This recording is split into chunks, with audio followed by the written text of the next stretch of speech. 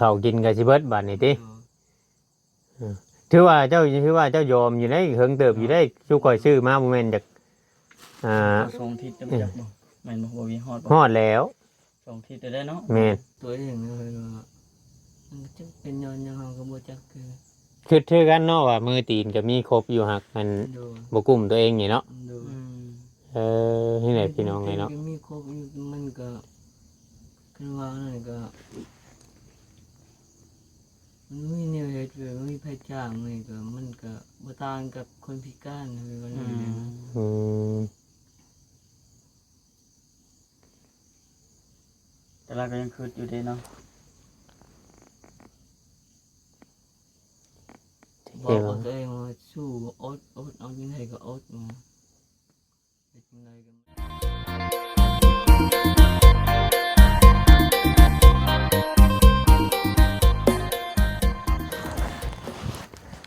กับสบายดีเนาะพ่อแม่พี่น้องเบิดสู่คู่สู่คนพี่น้องเนาะเบิดช่วงชุบอนว่าสิเป็นพี่น้องทางฝั่งลาวเนาะกับสวัสดีพี่น้องทางฝั่งไทยอีกทีหนึงพบกับช่อง YouTube ของเราเวียงชัยใจเกินร้อยเพียงเนาะ V2 พี่น้องอีกคือเก่าคือเดิมเนาะพี่น้องเนาะกลับเข้ามารอบค่ำพี่น้องเนาะมาหาทางบ่อยิ้มแต่ว่าบรรยากาศมันแดดจ้าในมื้อนี้พี่น้องเนาะจังไดก็มาเบิ่งมาชมนํกัน FC หักแพงเบิดสู่คู่สู่คนเพราะว่าเฮาติดตามเนาะบ่อยิ้มเนาะพี่เนาะตามคำขอของ FC ว่าอย่าป้าอย่าถิ่มแล้วเด้อพี่น้อง FC เนาะเพียงเนาะแม่ๆทุกคนที่ว่าเฮาก็บ่ฮู้หรอกว่าไผเป็นไผเนาะเพียงเนาะตามคอมเมนต์พี่น้องเพราะว่าเฮาก็บ่ได้จักกับเพิ่นคอมเมนต์มาเฮาก็เฮ็ดตามเนาะเพียงเนาะก็มาถ่ายก็บ่ได้ปะได้ถิ่มพี่น้องเนาะมาถ่ายทางเบายิ้มอยู่ผู้เดียวงอมๆแง้มๆอยู่ตามป่าพี่น้องเนาะเพราะว่าตอนแรกก็อยู่ในหมู่บ้านพุ่นบัดนี้แหละพอน้าสาวมาแต่ฝั่งไทยเนาะเพียงเนาะก็ว่าบ่ถือกันตามที่เราเว้าเนาะเพียงเนาะก็เลยออกมาอยู่เถียงไร่เถียงนาจนกระทั่งมือหนึ่งเนาะเราเป็นไข่พี่น้องเลยเราเป็นไข่ไปขอยากินเนาะนำเบาคำพี่น้องเลยเนาะแล้วก็เบาคำเอายาให้แล้วก็นัดกันกับทีมงานมาพี่น้องเลยเนาะนัดกันกับทีมงานมาถ่ายแล้วก็ชื่อยาชื่อยังแหละมาให้เรากินเนาะจนกระทั่งมีผู้รักผู้ใหญ่ขังพาเนาะขังพาให้เล่าพ่อผลโมซาชัยกับชื่อนู่นนั่นนี่แหละพี่น้องเป็นเขาเป็นน้ำนั่นอยู่ในกินเล็กๆน้อยๆพี่น้องเนาะก็ช่วยเหลือเบื้องต้นว่าง่ายๆซะพี่น้องเนาะจนกระทั่งมาปัจจุบันนี้พี่น้องเนาะทางเฮาเองก็มาหาเพิ่นพี่น้องเนาะมาหาเพิ่นแล้วก็จังใดก็มาเบิ่งมาชมพี่น้องมาให้กำลังใจพี่น้องฝากกดไลค์กดแชร์ในเด้อพี่น้อง FC เป็นกำลังใจให้บ่เวียงเนี่ยพี่น้องเนาะเดี๋ยวนี้กับป้าเด้อพี่น้องเลยถือว่าค่อนข้างนักหน่วงพอสมควรทางยอดวิวเกือบสิบ่ได้ออกแต่บ้านแต่เฮือนพี่น้องเลยเนาะเพราะว่าบ่มีฮอดคนกดไลค์กดแชร์คือเก่าพี่น้องเลยเนาะหรือว่าแม่ FC หรือบ่เวียงเนี่ยบ่พี่น้องเลยเนาะฝากเป็นกำลังใจให้ในพี่น้องเลยเนาะจักอันใดสิเติมน้ำมันรถจักอันใดสิซื้อนมให้ลูกเนาะเพียงเนาะช่วงนี้ก็ลูกๆกับเขาคงห้ามคงเรียนพี่น้องเลยเนาะจังใดก็มาว่ากันพี่น้องเลยไปเบิ่งไปชมกันเขามาหาทางบ่อยิ้มพี่น้องเลยเนาะเพิ่นอยู่เพื่อนอยู่บอกขึ้นเนี่ยใดพี่น้องเลยเนาะโมโหว่าเพิ่นอยู่เพื่อนหรืออยู่เทียงหรือว่าอยู่ในไรพี่น้องแต่ว่าไฟโซลาร์เซลล์นี่ยังคือเก่าพี่น้องเลยเนาะไฟโซลาร์เซลล์ของบ่อยิ้มยังอยู่พี่น้องเนาะแต่ว่า FC แต่ก่อนเพิ่นก็คอมเมนต์กันเข้ามาว่ายันบ่อยิ้มนี่คลายพี่น้องเนาะยันบ่อยิ้มนี่คลายไฟโซลาร์เซลล์ว่าเนาะยันคลายคือบ่อสิงว่าซั่นซะบ่อสิงก็เงียบหายเลยก็บ่เห็นหยังเลยพี่น้องเนาะแต่มามื้อนี้ก็ยังอยู่หรอกพี่น้องยังอยู่แต่ทำที่เฮาเข้าไปเบิ่งในก่อนนั้นเมื่อก่อนหันเห็นเขาเพิ่นใกล้สิเบิดแล้วพี่น้องเนาะให้น้องเพิ่นก็อยู่ไปแบบนี้แหละพี่น้องจังไดก็เบิ่งชมนำกันพี่น้องเนาะ มีแต่ว่าให้ผู้รักผู้ใหญ่พิจารณาเบิ่งเพราะว่าเฮานี่ช่วยไล่ซ้ำที่ช่วยไล่คือบ่เวียงเว้าหั่นแหละพิจารณาเบิ่งเนาะเนี่ยอยู่ในกินก็กินไปตามธรรมชาติข้าวเหนียวก็เป็นข้าวหุงพี่น้องไงเนาะมาก็บ่คำมื้อนี้พี่น้องไงเนาะหวยลงมาอีกนั่นพี่น้องจังไดก็เบิ่งชมกันพี่น้องเนาะ โอ้ยเนาะเพิ่นอยู่เฮือนอยู่บ่คำมิดจะม้อยจะมีแท้เนาะอยู่บ่คือแนวใด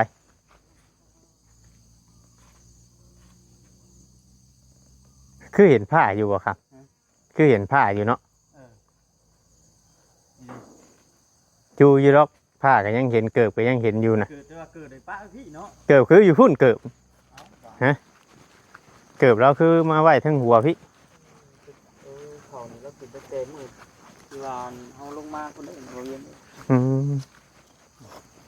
แม่นบ่แม่นเอาหุงใหม่บ่ จังหวะเด้อ เนาะ มันเต็มอยู่พี่น้องเนาะ เนาะคือว่าบนนั้นใบถวยใบพวงแล้วมันอยู่นอกพี่น้องคำว่าอะไรจะกันสองเสาไว้สั้นๆเนาะก็ออกมา เฮ็ดชานเนาะ เห็ดชานแบบมุงไว้นะเห็ดต่างกันค่ำนั่นโดยสบายดีเด้อบอกคำวันนี้กับบรรยากาศมันอยากแดดเนี่ยมันก็เลยคือนั่นเนาะใช่จูอยู่บ่เนี่ยคือนอนแบบขาชีพังงางอยู่ มีทางไปแล้วบ่เนาะบัดนี้บ่ แต่ เฮ็ด ปกติขึ้นมาบ่ได้พ่อเพิ่นไหนบ่คำเลยไปขึ้นก่อน หมอยบุกไปได้บัดนี้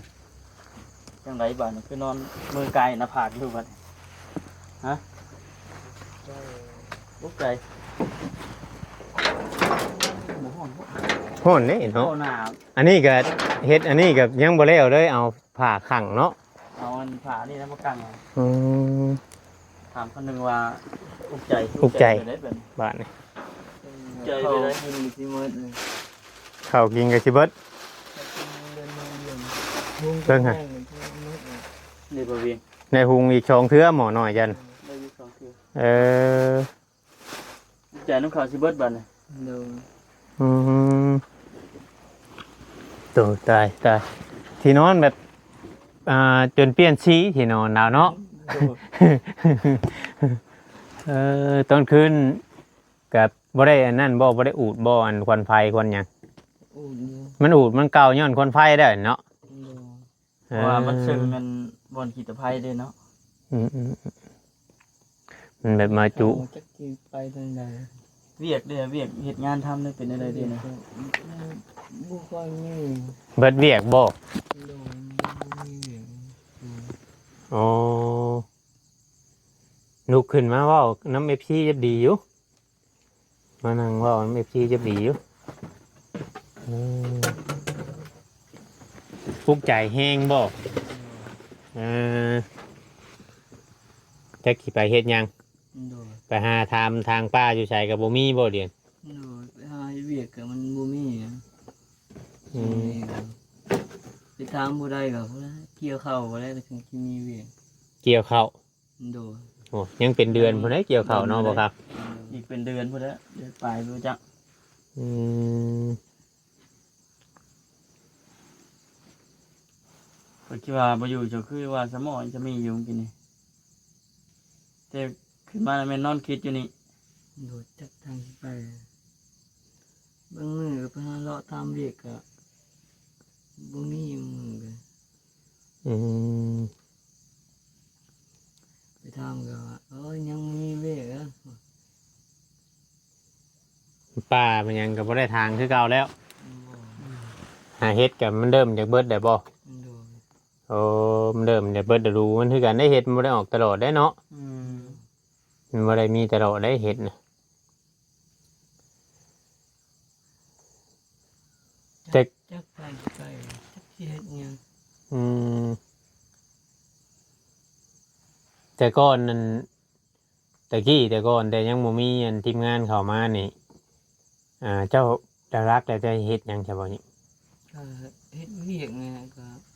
หาทำเวียกไง อืม มันมือก็มีมือก็บ่มี เอาง่ายๆจะเป็น ถึกช่วงเนาะบ่ได้เลยเนาะถึกช่วงมีก็พอได้เฮ็ดติ โดย อื มัน ม ก็บ่มีแต่เฮาผู้เดียวนะก็มันก็เลย อื ก็ ม มีคนมาเฮ็ดแนวบางทีก็ โอ้มีคนอื่นเฮ็ดน้ำเนาะ โดยก็บ้านก็มันก็บ่ได้ใหญ่นะก็มันก็ผู้คนก็มันก็บ่ค่อยหลายแบบนี้อะนะ อืม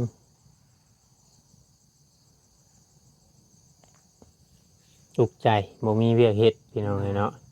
จะคิดว่าเนี่ยแหละ ไปถามผู้นั้นก็ว่าโอ้ยยังบ่มีผู้เลิกเกี่ยวข้าวเด้อว่าท่าเด้อแต่บัดนี้สิบอกแล้วว่า อืมเพิ่นมีแต่ว่านั่นนี่เอา โดย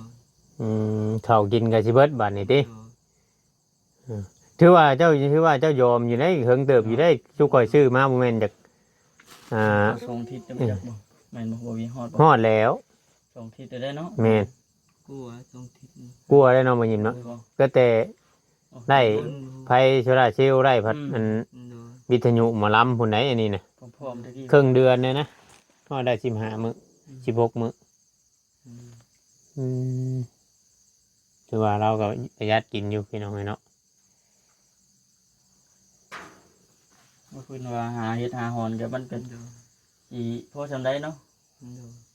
หาเรื่อยหาเรื่องแล้ว ก็ ก็ ไปถามเพิ่นเพิ่นว่าบ่มีเวียกก็หาเลาะเฮ็ดหาเลาะนี่ไป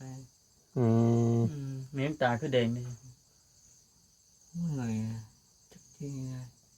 เข็นมืดนี่จักบ่ฮู้ว่าจักสิไปทางใดว่าว่าจะไปขอเพิ่นกินก็บ่กล้าเพิ่นก็เอาให้อยู่ก็ว่าเฮาก็บ่กล้าขอเพิ่นเลยเพิ่นก็ ปกติก็ขอเพิ่นมีคนเอาให้อยู่บ่ โดยก็เอาให้อยู่บางเทื่อก็เอาให้อยู่พอได้กินเด้อแต่เพิ่นก็บ่ได้ให้ อื อัน ม นั้นเนาะ มีอยู่บ่ ก็มีอยู่ เออเดี๋ยวบ่ใช่นั่นนี่นะก่อนเพิ่นจะให้หั่นนะ มียังมีเครื่องผักยังให้เพิ่นจะให้นี่นะ ต้องมีเครื่องไปเละ โดยไปว่ามีเฮ็ดยังบ่ยังก็เอาไปให้เพิ่นก็ให้กินไปวันนี้นะ แค่ว่าขอปากเปล่ากันเฮาบ่กล้าปานใดติ โดย อืม ก็เพิ่นก็บ่แม่นญาติพี่น้องเขาแม่นญาติเขานะชาวบ้านนะแบบนี้นะเพิ่นชุงชานก็ซ้ํเพิ่นชุงชานนั่นแหละว่าเพิ่นก็เลยลำพังเพิ่นก็ต้องเลี้ยงครอบครัวแล้ว อืม เพิ่น มีบ่เพิ่นให้คือบ่ไปหาเฮ็ดเวียกเฮ็ดงานมาขอแต่ข้าวจังซั่นสิก็มีบ่ ก็มีอยู่เพิ่นว่า มีคือกันเนาะ โดย อืม ไปก็จังเมื่อยไปว่าไปแล้วเพิ่นก็เว้าคำเก่าเพิ่นว่าเกี่ยวข้าวเด้อจังสิมาบอกว่า อืม มีห่างบ่มีบ่บ่อนไปประจำแบบบ่อนที่เจ้าไปอันประจำนะเฮ็ดเวียกนะแต่ก่อน ก็มีอยู่แต่ว่าช่วงนี้ก็เพิ่นก็คือกันนะเลยว่าเพิ่นก็ เพิ่นให้มื้อเท่าไรไปเฮ็ดเวียกบ่นี่ปกติอะนะ ก็เลือกเฮาเฮ็ดด้วยในบางทีเพิ่นก็จ้างเป็นวันแน่คือว่ากันลกกาก็จ้างเป็นมัดนี่นะ อื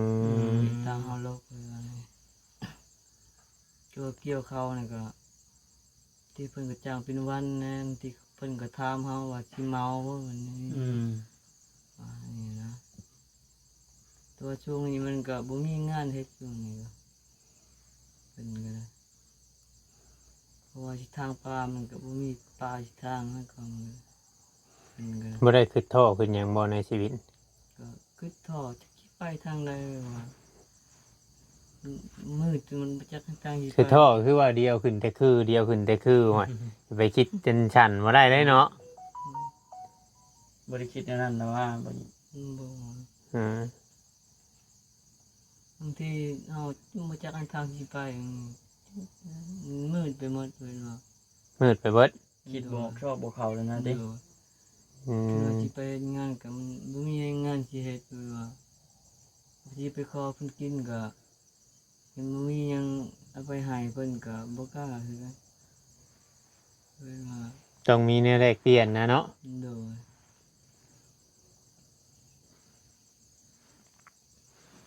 ม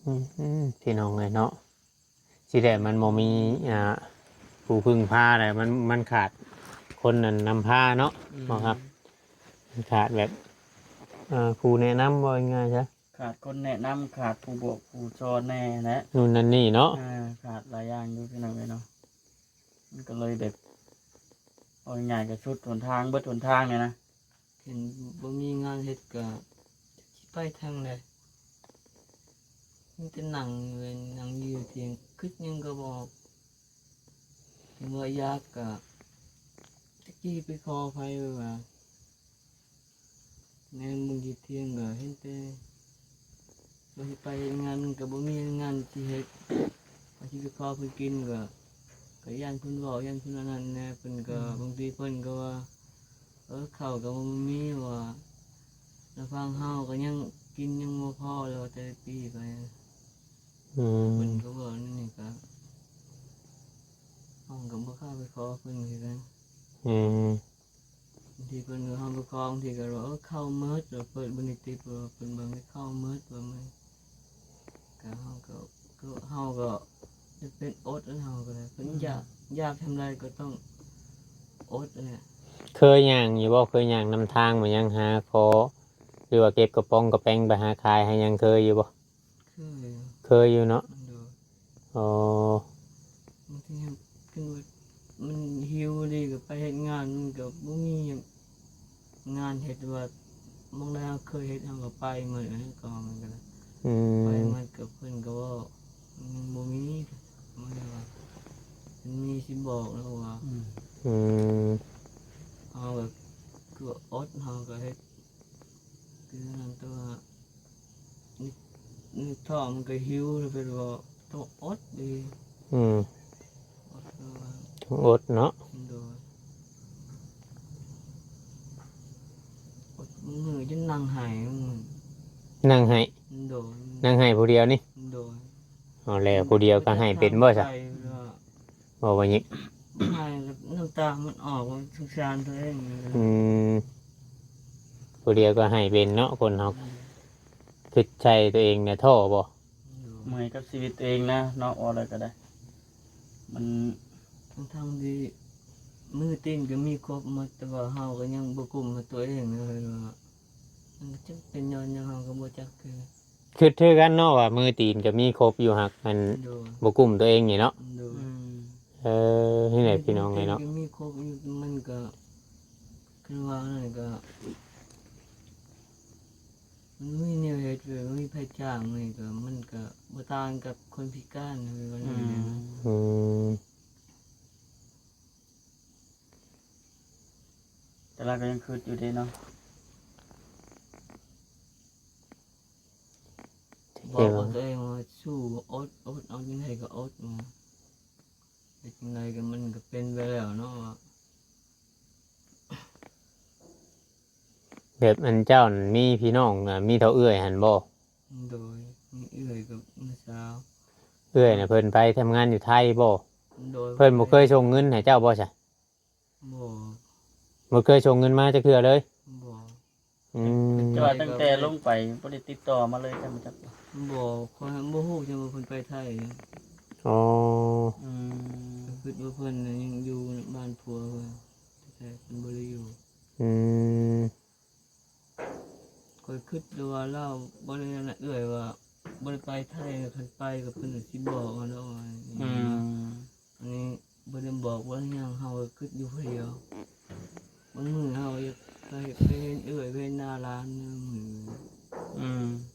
ต้องอดบ่มีรถไปมันไกล ตั้งแต่เราเอาผัวอยู่พุ่นน่ะเจ้าเคยไปเยี่ยมเราอยู่บ่อยู่เฮือน ไป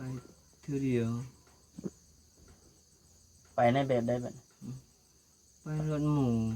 อืม ว่าคิดฮอดว่าเอื้อยก็บ่ได้มาหาดนเลยว่าคิดฮอดว่าเฮาก็ในใจก็มีคิดเห็นแต่หน้าเอื้อยว่ามันบ่มีหยัง อืม พอวันใดก็คิดเห็นแต่หน้าเอื้อยผู้เดียวเลยว่านี่นะ ผู้ใกล้ชิดกันแน่เด้ โดยมาอยู่แต่สิไปขอก็มันก็ใกล้ว่านี่นะ เรื่อยกันเอาเลยตัดสินใจเลยว่าเป็นหักไปอยู่ในเพิ่นก็ยันเป็นนั่นน่ะต้นเหตุว่านี่จะนะยันเป็นต้นเหตุให้เพิ่นปิดกันกับครอบครัวเพิ่นเลยนี่ อื นะ ม อืม ยันเห็นในเพิ่นเลยนี่เขาก็เลยคิดว่าเขาก็คิดว่าเขาเป็นลูกผู้ชายเพิ่นนี่นะ เนาะ ลำบากสำไรเขาต้องอดนี่นะ นะ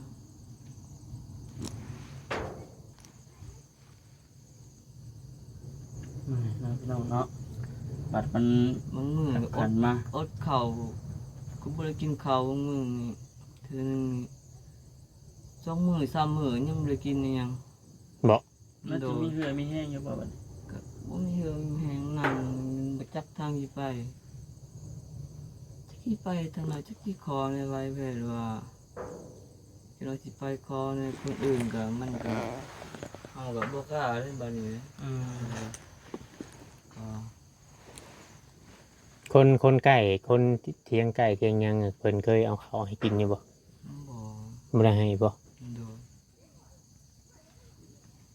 เพิ่นก็ เด็กน้อยมาขึ้นมากี่พวนบ่วะครับ ต่างคนต่างอยู่เพิ่นหากินเพิ่นเนี่ยนะ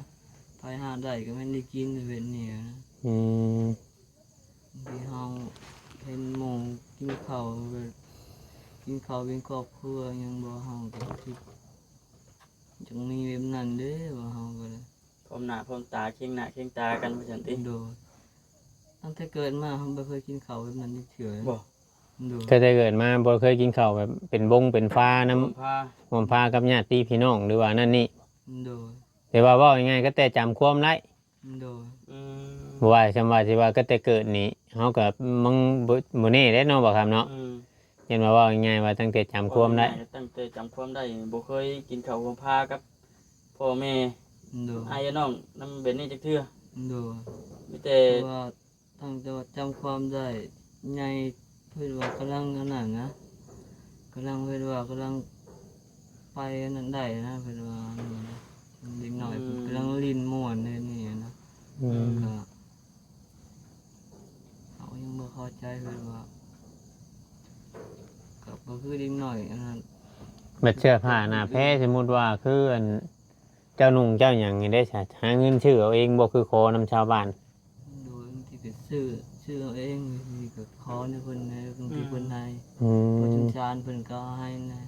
บ่ อืม ครับบ่เคยใส่แล้วก็บ่คล้องใหม่ๆคล้องอิหยังก็ อืม ใช่แต่ตัวเก่าเลยแบบนี้ อืม ใส่ก็ใส่จนมันขาดเพราะว่าทรงที่ถ่ายยังบ่มี อืมตัวที่เปลี่ยนก็ยังบ่มี มันโดยพร้อมพื้นเดียว หาก็ได้ไม่ค่ะทีมงานเข้ามานี่แหละเนาะ โดยฝนตกกับพร้อมเปียกกันยิ่งนอนอยู่เอาจนนั่งคิดว่าเจ้าของว่า พอจะซ้ำนี่บ่เด้ โดย ก็คือว่าเอานะพี่น้องเนาะปัจจุบันนี่ก็แม่นอยู่ว่ามีทางรับเนี่ยเพิ่นซอยเข้ามาบางสิ่งบางอย่างเนาะบ่เวียงเนาะ แม่นไหม แต่ก็คือมันเรื่องเวียกบัดนี้ขาดเคินตัวนี้บัดมันก็ไปต่อบ่เป็นคือกันนะ ว่าหิวข้าวยังผู้ที่มือบ้านที่คอในไฟย่างกลับมันสิเพียงคือเก่า ย่างขึ้นโคกแล้วก็กลับมาคือเก่า โดย มันบ่ได้เนี่ยกินน้ำโคกกันดิ โดยก็ที่มือคอกับมือไฟคอเลยเนี่ยนะ อืม ผมเรียกคือนั่งคิดยังไงก็บ่ออกคิดว่าเฮาเลยขี้ข้านบ่ว่าเล่นบ่ว่า เจ้าคิดอยู่บ่ว่าเจ้าของบ่ได้ขี้ข้านมันยังคิดอยู่บ่คือว่าขี้ข้านตัวเนี่ยได้ บ่เฮาคือว่า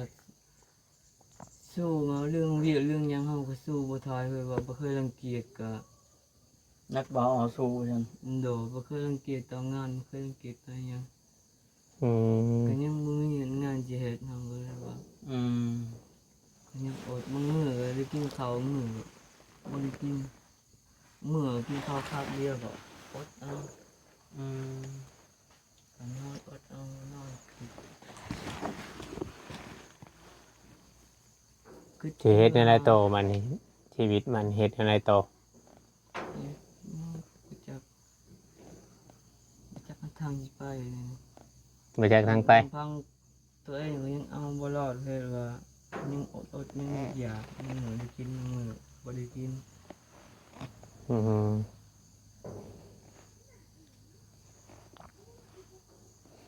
มีแต่ว่าสู่แล้วเนาะบ่คำเนาะมีแต่ว่าเฮ็ดหยังก็ตั้งใจเฮ็ด ตั้งใจเฮ็ดนะ มีหยังเฮ็ดน่ะเฮ็ดโดยนะเว้าง่ายแนวบ่อดตายนั่นเขาก็คือว่าเนี่ยพี่น้องในหุงดอกสองเทื่อ พี่น้องเอาขอตั้งแต่มื้อที่ว่าขอคำนึงกับทีมงานลงมาเมื่อนั้นนะพี่น้อง เนาะ เนาะ ก็แต่ชื่อมาคือว่าเราประหยัดอยู่ได้นี่ โอ้ประหยัดอยู่ ประหยัดอยู่แต่ว่าคือผู้กินหลายเนี่ยนี่คือเฮานี่เบิดแล้วบ่คำ แม่นนั่นนะคือ เพออันนี้หนึ่งเรื่องของเรื่องนี่เราหุงเนาะมันเลยนานเบิดเนาะคำเฮามาหนึ่งนี่มันต้องได้หนึ่งหลายเว้ยยิบ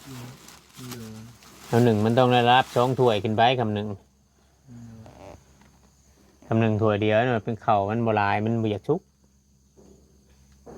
องค์ตอนเช้าอย่าตอนแรงสิบ่แต่ละมื้อ ดูอดเอาเหมือนกินข้าวคาบเดียวคือข้อได้เพิ่นกับข้อได้แต่คาบเดียวทีเดียวครับบ่กล้าคออะไรนี่ ก็ตลอดก็บ่กล้าได้เห็นเนาะ โดยบางทีกินข้าวคาบแรงทีเดียวบางทีก็บ่พอคาบแรงมันคาบเช้า อืม มีงานในเป็นคนนั้นในก็ได้กินอิ่มแน่ เลย พอในเพิ่นก็มันก็บ่อิ่มมันได้ก็พออยู่ได้เห็นนี่นะ บ่ โดยใครว่า ไปในเช้าจะบ่มา แม่นบ่ เห็นบ่วิ บ่นะ ไปใช่อ๋อมาคุจิโร่ มาแต่กุจิโร่ว่าได้บ่ บ่นะน้อยเดียวได้ไทย คุจิโร่ นะได้บ่กุจิโร่ บ่รู้จักใครกันบ่ยินได้รู้จัก พี่น้องเนาะประมาณนี้แหละแนวที่จบคลิปไว้ก่อนผิดพลาดก็ต้องครับขอโทษขออภัยน้ำ FC พี่น้องเนาะ พุ่นแล้วมื้อหน้ามื้อในพุ่นแล้วพี่น้องเนาะนี่จะได้ลงมาเยี่ยมยามคือเก่าอยู่บ่ได้นั่นเนาะ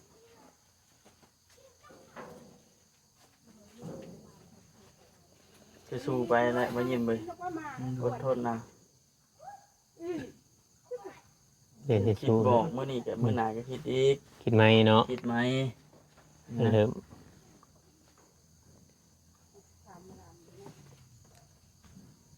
จากความชีวาได้เขาก็น้องบอกคำเนาะแต่ว่าสู้ๆนะเป็นกำลังใจให้เสื้อผ้าหน้าเพก็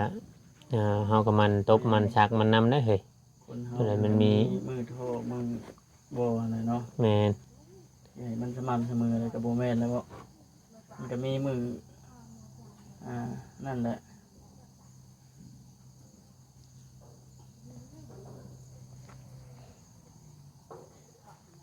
โอเคบ่ยิ้มเว้ยเด้อจะถูกขอโทษเอา สบายดี ส ไว้ บายดี พี่น้องเนาะ พี่น้อง มานี่แหละทางเพิ่นมาหาคุจิโร่เพิ่นเนาะบึนๆอยู่ทางดุม พี่น้องสำหรับคลิปนี้ก็ไปก่อนแล้วอยู่ดีมีแฮงเมื่อสักครู่ทุกคนเนาะสบายดีพี่น้อง